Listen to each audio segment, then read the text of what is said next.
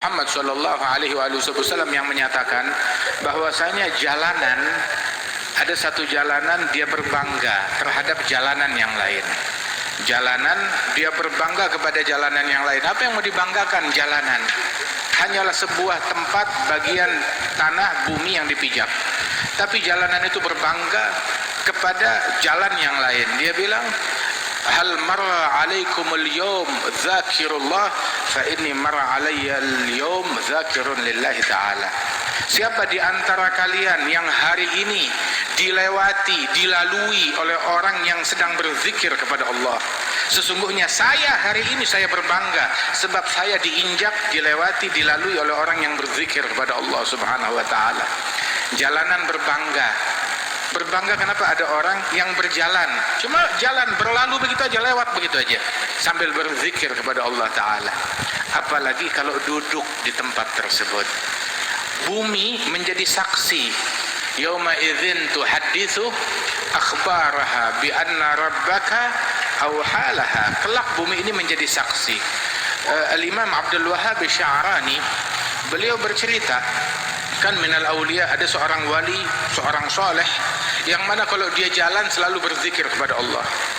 Dan kalau dia lupa berzikir, jalan 100 meter lupa zikir, dia mundur lagi 100 meter. Pernah mundur sampai 2 kilo. Mundur lagi, dia pulang lagi, balik arah, ngulang lagi perjalanannya 2 kilometer. Ditanya, kenapa? Saya enggak berjalan, melainkan saya berzikir. Saya mau setiap tempat yang saya pijak menjadi saksi kalau saya berzikir kepada Allah Subhanahu wa taala. Alhamdulillah, wa ini malam tempat ini, stadion, menjadi saksi zikir yang dilantunkan di tempat ini, salawat yang disampaikan di tempat ini. Masya Allah, nikmat dari Allah Subhanahu wa taala.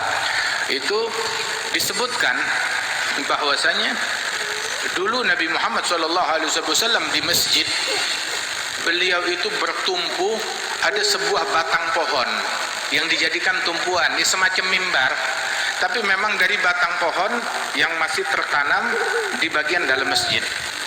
Maka Nabi bertumpu di batang pohon tersebut, bertumpu, bersandar sambil mengajar kepada para sahabat. Maka tiba-tiba ada satu orang, dia buatkan sebuah mimbar untuk Nabi Muhammad. Ketika dibuatkan sebuah mimbar, diletakkanlah mimbar itu di sebelahnya batang pohon, mungkin jarak 4 atau 5 meter. Di sebelahnya batang pohon. Mulailah Nabi Muhammad hari pertama beliau berdakwah mengajar di mimbar yang baru tersebut. Lagi tengah-tengah mengajar, lagi tengah-tengah menyampaikan penyampaian kepada para sahabat, tiba-tiba terdengar suatu lengkingan yang keras dan semakin keras.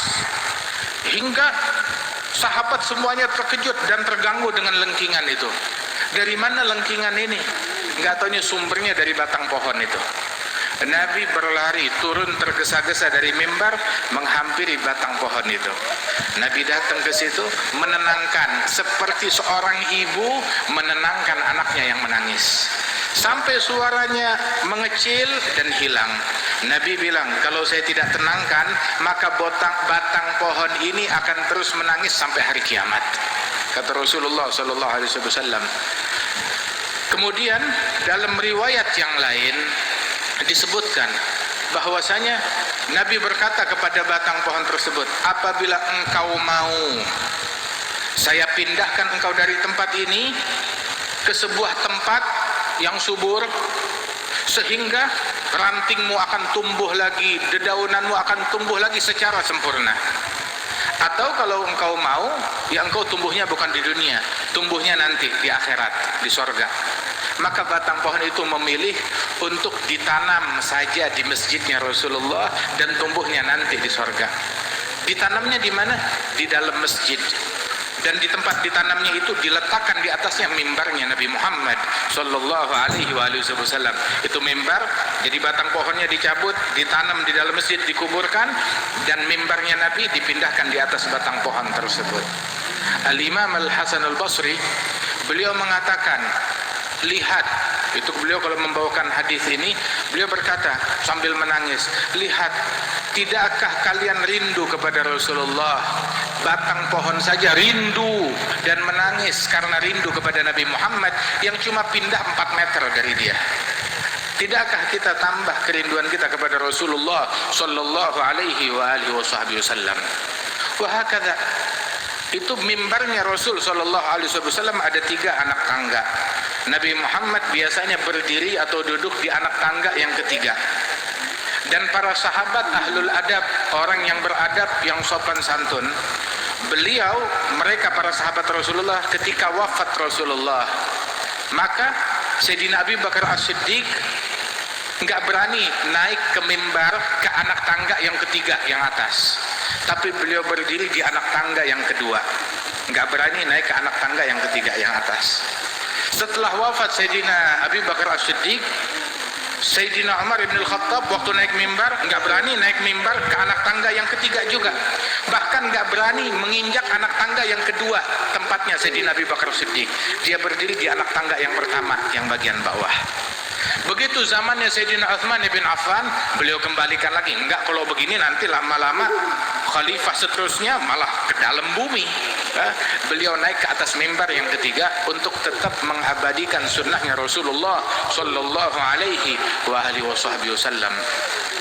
Dan ketahuilah bahwasanya Madinah menjadi berkah karena keberadaan Nabi Muhammad dan keberadaan para ahli zikir, orang-orang yang berzikir kepada Allah, sehingga setiap spot di kota Madinah Al-Munawwarah dilalui, dipijak oleh telapak kakinya Nabi Muhammad, telapak kaki para sahabatnya Rasulullah dan keluarganya Rasulullah sallallahu alaihi wasallam. Karena Al-Imam Malik bin Anas radhiyallahu anhu, imam Darul Hijrah, beliau kalau di Madinah enggak berani pakai sendal. Kemudian juga tidak berani naik kendaraan, menunggang kendaraan di kota Madinah. Ditanya, wahai imam, ini tanahnya panas, terik, membakar kaki, tapi tetap nggak mau pakai sendal. Kenapa? Dia bilang, di mana saya akan memakai sendal saya? Atau saya akan meletakkan kaki dari hewan tunggangan saya di tempat yang pernah dipijak oleh Nabi Muhammad, atau dipijak oleh malaikat Jibril, atau dipijak oleh para sahabat Rasulullah sallallahu alaihi wasallam. Enggak berani mereka melakukan yang demikian. Itu tempat menjadi saksi yang luhur, yang agung, yang mulia. Disebutkan bahwasanya para sahabat Rasulullah sallallahu alaihi wasallam, sebagaimana tadi kita dengar, mereka melihat wajah Nabi Muhammad, ditanya, "Sif lana wajha nabiyyina." Itu para tabi'in bilang, sifatkan kepada kami seperti apa gerangan wajah Nabi kami, Nabi Muhammad. Sahabat disuruh mensifatkan wajah Nabi Muhammad. Sahabat ada 2 mazhab, ada 2 kelompok, ada 2 metode dalam mensifatkan wajah Nabi Muhammad. Kelompok yang pertama, senior sahabat-sahabat senior. Mereka sahabat-sahabat senior, mereka nggak tahu dan tidak bisa dan tidak mampu mensifatkan wajah Nabi Muhammad. Kenapa? Nggak berani menatap langsung Rasulullah. Sehingga kalau kita baca sifat wajah Nabi Muhammad, itu bermuara disifatkan oleh sahabat mayoritas hadis tersebut diriwayatkan oleh sahabat-sahabat yang junior, dan semuanya agung dan semuanya mulia. Mereka sahabat yang waktu itu masih kanak-kanak mengalami Rasulullah, mereka ini yang mensifatkan wajahnya Nabi Muhammad. Adapun sahabat-sahabat yang sepuh, yang tua, yang besar, mereka enggak berani menatap langsung wajah Nabi Muhammad sallallahu alaihi wasallam. Sayyidina Amr bin al-As bilang, saya kalau disuruh mensifatkan wajah Nabi Muhammad, saya enggak mampu. Kenapa? Saking saya enggak berani menatap, berpapasan mata dengan Rasulullah. Takut melihat wajahnya Nabi Muhammad sallallahu alaihi wasallam. Tapi sahabat-sahabat yang muda yang mensifatkan wajahnya Nabi Muhammad, disifatkan bagaimana sifat wajahnya Nabi Muhammad, mereka bilang ka'anna wajhahu gamar bal adwa'u minal gamar. Wajahnya Rasulullah bagaikan purnama, bahkan lebih terang daripada purnama. Terus lagi satu sahabat yang lain bilang ka'anna syamsa tajri fi wajhihi, seolah-olah matahari beredar di wajahnya Nabi Muhammad, bersinar di wajahnya Rasulullah sallallahu alaihi wasallam. Satu sahabat lain lagi bilang, ketika saya ngumpul bersama Nabi Muhammad di malam hari, di malam bulan purnama, Kemudian saya menatap kepada bulan purnama di atas kepala kami. Lantas saya menatap wajah Rasulullah, bolak-balik menatap bulan, menatap wajah Nabi. Terus dia terkejut, demi Allah, wajah Rasulullah lebih terang, lebih indah, lebih sedap dipandang dibandingkan bulan purnama di malam 15-nya. Sallallahu alaihi wa alihi wasallam.